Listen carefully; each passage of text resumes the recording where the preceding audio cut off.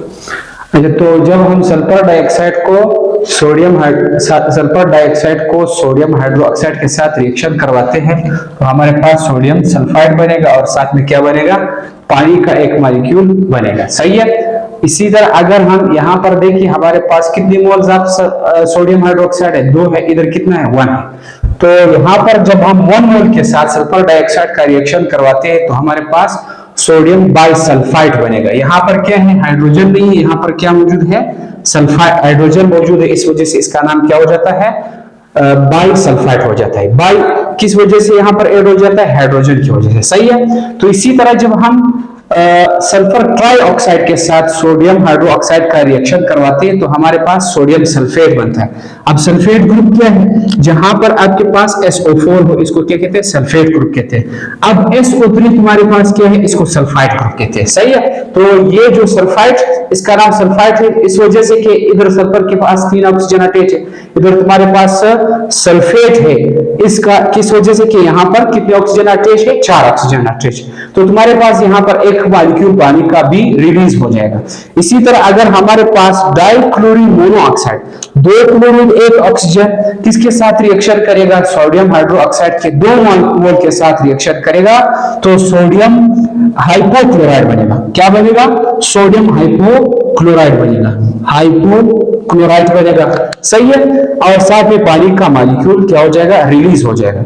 अगर हम क्या करें, डाइक्लोरीन हेप्टाऑक्साइड यानी 2 क्लोरीन और 7 ऑक्सीजन, डाइक्लोरीन हेप्टाऑक्साइड को जब हम क्या करते हैं, रिएक्शन करवाएंगे सोडियम हाइड्रोक्साइड के साथ तो हमारे पास सोडियम क्लोरेट बनेगा। क्या बनेगा, सोडियम क्लोरेट पर क्लोरेट बनेगा, सोडियम पर क्लोरेट बनेगा। और साथ में क्या बनेगा, पानी का मॉलिक्यूल खारिज हो जाएगा। सही है। तो इसके बाद हम आएंगे क्लोराइड्स ऑफ पिरियड एलिमेंट। तो सबसे पहले क्लोराइड्स क्या होते हैं, जिस तरह हमारे पास ऑक्साइड्स थे कि binary compound of oxygen with other elements are called oxide, इसी तरह जब क्लोरीन दूसरे एलिमेंट के साथ रिएक्शन करता है, सही है, कोई दूसरा एलिमेंट एक मौजूद हो, इसको फिर हम क्या कहते हैं, क्लोराइड्स कहते हैं। क्या कहते हैं, क्लोराइड।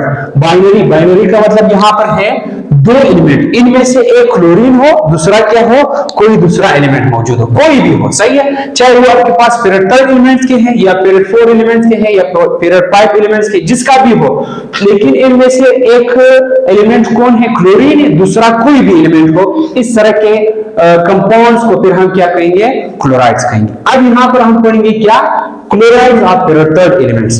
तो आपके पास ये सारे वो क्लोराइड्स हैं जो कि पीरियड से ताल्लुक रखता है। यानी पीरियड एलिमेंट में कौन है, सोडियम है, मैग्नीशियम है, एल्यूमिनियम है, सिलिकॉन है, फास्फोरस है, सल्फर है, सही है, क्लोरीन है और आर्गन है। तो इसका क्लोराइड, तो आपके पास इधर सोडियम क्लोराइड है, मैग्नीशियम क्लोराइड है, एल्यूमिनियम क्लोराइड है, सिलिकॉन क्लोराइड है, सही है, फास्फोरस क्लोराइड है, फिर फास्फोरस पेंटा क्लोराइड है, सही है, जी, फास्फोरस पेंटाक्लोराइड और सल्फर डाइक्लोराइड। तो सबसे पहले हम इसकी ऑक्सीडेशन नंबर चेक करते हैं। ऑक्सीडेशन नंबर क्या है कि आपके पास इस क्लोरीन के साथ सोडियम ने बॉन्ड बनाए, कितने इलेक्ट्रॉन उसने दिए हैं। तो यहाँ पर सोडियम ने जो क्लोरीन के साथ रिएक्शन करवाया है, कितने बॉन्ड यहाँ पर है, 1 बॉन्ड है और उसने 1 इलेक्ट्रॉन दिया। किसने दिया, सोडियम ने दिया। तो यहाँ पर इस मैग्नीशियम की जो ऑक्सीडेशन नंबर है वो कितना है, +2 है, क्योंकि ये मेटल है, तुम्हारे पास क्या है, नॉन मेटल है। तो मेटल जब भी बॉन्ड बनाता है वो हमेशा इलेक्ट्रॉन को लॉस करता है, इस पर कौन सा चार्ज आएगा, प्लस चार्ज आएगा। तो ये कितने इलेक्ट्रॉन देता है, 2 इलेक्ट्रॉन देता है। क्यों, क्योंकि ये सेकेंडरी ग्रुप से ताल्लुक रखता है। तो तुम्हारे पास जो है यहाँ पर एल्यूमिनियम ट्राइक्लोराइड में एल्यूमिनियम की जो ऑक्सीडेशन स्टेट है, वो ऑक्सीडेशन नंबर है वो कितना है, 3 है। और हमारे पास सिलिकॉन क्लोराइड में जो सिलिकॉन की जो ऑक्सीडेशन नंबर है वो क्या है, +4 है। +4 क्यों है, क्योंकि सल्फर का सिलिकॉन की जो इलेक्ट्रोनेगेटिविटी है वो क्लोरीन से क्या है, कम है, इस वजह से इस पर प्लस चार्ज है, क्लोरीन पर माइनस चार्ज आएगा। सही है। तो यहाँ पर कितने बॉन्ड बनाए, इसमें 4 बॉन्ड बनाए सिलिकॉन ने क्लोरीन के साथ, इस वजह से इसका जो ऑक्सीडेशन नंबर है वो भी क्या है, वो 4 है। इसी तरह तुम्हारे पास इधर फास्फोरस के 2 क्लोराइड बने हैं, एक है फास्फोरस ट्राइक्लोराइड, एक है फास्फोरस पेंटाक्लोराइड।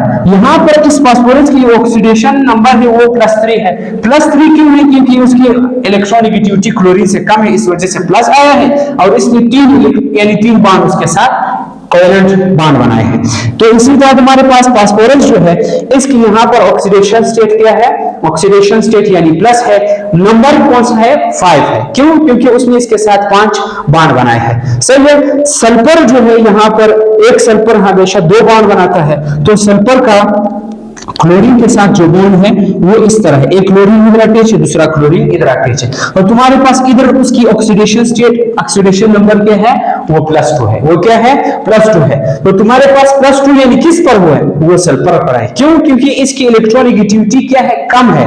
किससे? क्लोरीन से। क्लोरीन की इलेक्ट्रोनेगेटिविटी ज्यादा है, सल्फर की क्या है, वो कम है, इस वजह से इस पर प्लस चार्ज आएगा।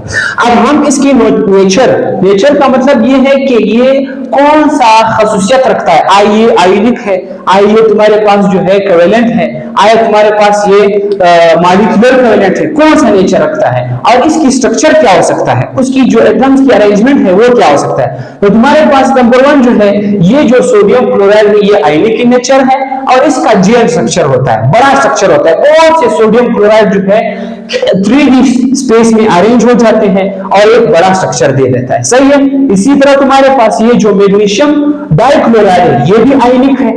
आयनिक क्यों है? क्योंकि मैग्नीशियम इलेक्ट्रॉन दे देता है, क्लोरीन क्या करता है, इसको एक्सेप्ट करता है, तो आयनिक बॉन्ड बन जाता है। और ये भी चूंकि जब आयनिक है, इनके बीच में आयंस के बीच में बॉन्ड है, तो इस वजह से इसका स्ट्रक्चर क्या हो जाता है, जेल्ड हो जाता है, बड़ा हो जाता है। और तुम्हारे पास एल्यूमिनियम जो है, ये कोवेलेंट नेचर शो करता है। कौन सा नेचर शो करता है? कोवेलेंट नेचर शो करता है। सही है, ये कोवेलेंट है। सही है। अब तुम्हारे पास ये जो सिलिकॉन है, ये मॉलिक्यूलर कोवेलेंट है। ये क्या है? मॉलिक्यूलर कोवेलेंट है, और ये लिक्विड फॉर्म में पाया जाता है। ये सिलिकॉन जो है ये मॉलिक्यूलर कोवेलेंट है, लिक्विड फॉर्म में पाया जाता है। एल्यूमिनियम ट्राइक्लोराइड जो है, ये भी किस फॉर्म में पाया जाता है, सॉलिड फॉर्म में पाया जाता है। किस फॉर्म में पाया जाता है? सॉलिड फॉर्म में पाया जाता है। सही है। और मॉलिक्यूलर कोवेलेंट जो है, ये जो सिलिकॉन ट्राइक्लोराइड है, ये मॉलिक्यूलर कोवेलेंट है, यानी इसके बीच में कौन सा फोर्स है, इसके बीच में जो है लंडन डिस्पर्जन फोर्स है। सही है। लंडन डिस्पर्जन फोर्स इसके बीच में मौजूद है। सही। इस वजह से ये क्या, मॉलिक्यूलर कोवेलेंट है। और तुम्हारे पास इधर जो फास्फोरस ट्राइक्लोराइड है, ये भी क्या, मॉलिक्यूलर कोवेलेंट है, ये भी लिक्विड है। ये भी क्या है, लिक्विड है। इसके बीच में भी कौन सा फोर्स पाया जाता है, लंडन डिस्पर्जन फोर्स, जो कि एक वीक फोर्स ऑफ अट्रैक्शन है। इसके बाद तुम्हारे पास यहाँ पर फास्फोरस पेंटाक्लोराइड जो है, ये भी कौन सा, ये क्या है, ये मॉलिक्यूलर कोवेलेंट है, यानी इसके मॉलिक्यूल्स के बीच में भी लंडन डिस्पर्जन फोर्स पाया जाता है, लेकिन ये सॉलिड है। वजह क्या है, क्यों सॉलिड है? क्योंकि इसका जो साइज है, फास्फोरस पेंटाक्लोराइड का जो साइज है, वो इससे ज्यादा है, वो इससे बड़ा है। किससे बड़ा है? फास्फोरस ट्राइक्लोराइड से बड़ा है। तो इस वजह से यहां पर फोर्स ऑफ अट्रैक्शन जो है बढ़ जाता है, तो इस वजह से ये किस चीज में चेंज हो जाता है, सॉलिड फॉर्म में चेंज हो जाता है। इसी तरह तुम्हारे पास ये जो सल्फर ट्राइक्लोराइड है, ये भी मॉलिक्यूलर कोवेलेंट है, यानी इसके बीच में भी weak force of attraction, London dispersion forces मौजूद है। तो ये भी किस फॉर्म में पाया जाता है, ये भी तुम्हारे पास लिक्विड फॉर्म में पाया जाता है। सही है। अब हम आते हैं इसकी तरफ, इसको कहते हैं डायमिरिक, इसको कहते हैं डाइमर। सही है। इसको कहते हैं डाइमर। डाइमर का मतलब क्या है, यहां पर आपके पास ये जो क्लोरीन है, ये लॉन्ग पेयर ऑफ इलेक्ट्रॉन रखता है। ये वाला क्लोरीन जब तुम क्या करते हो, शुरू में ये किस फॉर्म में पाया जाता है, AlCl3 फॉर्म में पाया जाता है। सही है। AlCl3 फॉर्म में, और ये सॉलिड फॉर्म होता है। जब तुम इसको टेम्परेचर देते हो 180 डिग्री सेंटीग्रेड तक, क्या करते हो, इसको गर्म करते हो, तो फिर इसमें अरेंजमेंट हो जाती है। अरेंजमेंट किस तरह हो जाती है, ये जो क्लोरीन होता है, इसके पास लोन पेयर ऑफ इलेक्ट्रॉन होता है, दूसरे क्लोरीन के साथ ये क्या करता है, इस लोन पेयर ऑफ इलेक्ट्रॉन और इस पर प्लस चार्ज होता है। इस एल्यूमिनियम का ऑक्सीडेशन स्टेट क्या है, प्लस है। एल्यूमिनियम का ऑक्सीडेशन स्टेट क्या है, प्लस। ये 3 क्या है, नंबर है, ऑक्सीडेशन नंबर। ये 3 बॉन्ड उसने बनाया है क्लोरीन ने, क्योंकि इसका इलेक्ट्रॉनिक इससे ज्यादा है, इस वजह से इस पर प्लस चार्ज है। तो जब तुम इसको गर्म करते हो, गर्म करने से इसके ऊपर लॉन्ग पेयर ऑफ इलेक्ट्रॉन होते हैं, तो ये क्या करता है, इस प्लस को अब माइनस के बीच में, यानी लॉन्ग पेयर क्या है, ये इलेक्ट्रॉन है, इस पर कौन सा चार्ज होता है, माइनस चार्ज होता है, तो इधर क्या पैदा हो जाता है, अट्रैक्शन पैदा हो जाता है। इधर से भी अट्रैक्शन पैदा हो जाता है, इस पर भी कौन सा चार्ज है, प्लस चार्ज।